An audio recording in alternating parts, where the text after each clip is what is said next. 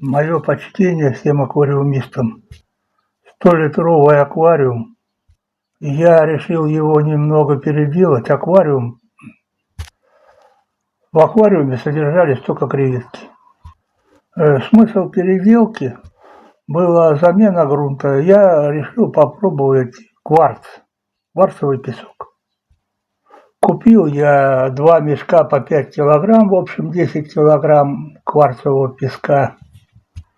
Ну, как вы видите на фотографиях и на видео, я тестировал его, как креветки на нем будут смотреться.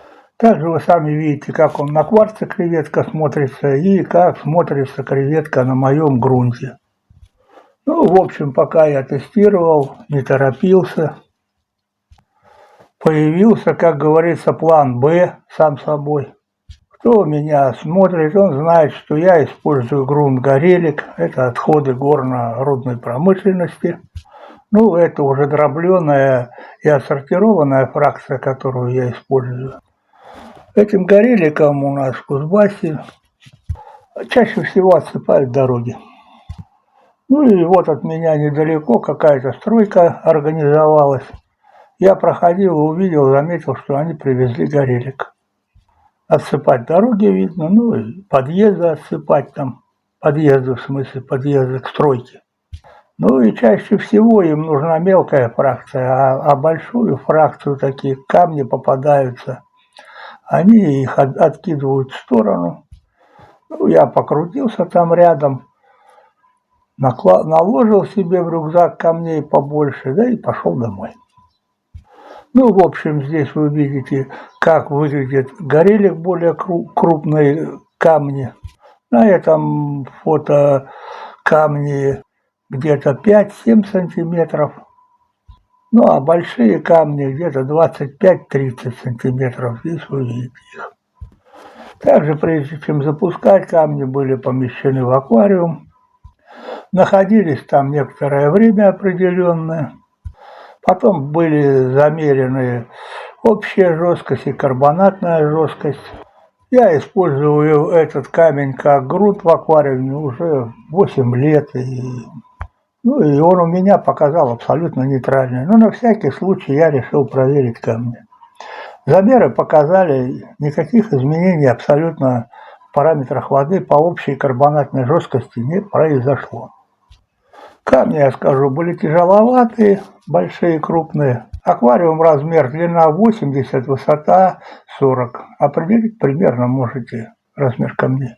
Ну, я побоялся, что кварца мне не хватит, чтобы подушка выдержала камни. Ну, и я использовал свой старый грунт вот в таких мешочках, как вы видите.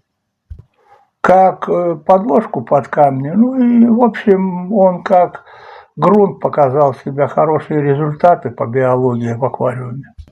Ну, почему бы и нет. Также одновременно, когда я выкладывал, как скажем, композицию, назовем ее так, я продумывал задний фон, черный или светлый фон. Поначалу меня черный фон устраивал, но в конце вы увидите, что у меня светлый фон. Просто по той причине, что растения-папоротники, они на черном фоне не смотрятся. Их бывает даже и не видно. И я тогда уже по ходу дела поменял на светлый фон. Здесь я уже когда засыпал кварц. Кстати, кварца, мне вот этого, что я засыпал, хватило 5 килограмм, и 5 килограмм еще осталось. Ну, он мне пригодится потом. Кварц абсолютно белый, фракция хорошая. Ну, мне этот понравился, что я купил. Ну, во сколько мне обошлось, один мешок 5 килограмм мне обошелся в 380 рублей на Вальбересе. Ну, то есть я купил 2 мешка, 760 рублей мне обошлось 10 килограмм. В принципе, даже для меня подъемная сумма. Также был куплен дополнительно самый дешевенький там рюкзачок. Мне был не рюкзачок нужен, а фильтр, а сам скиммер от него, чтобы он снимал пленку, так как при запуске у меня частенько заедает бактериальная пленка. Ну и общая цена у меня вышла то 1200 рублей перезапуск. Ну и используется старый аквариум, старое оборудование, конечно. Здесь я уже поигрался со светом, добавил красного. Так вы видите, выглядит, когда много красного света, так камень выглядит. Ну, в общем, когда я с композицией определился, я ее снимал и фотографировал, и на видео, и камни перекладывал. Ну, в общем, посмотрев все это, меня это устроило. Также пришлось заморочиться вид сбоку, так как при новом, как говорится, он в другом месте стоит, и я именно этот бок его вижу.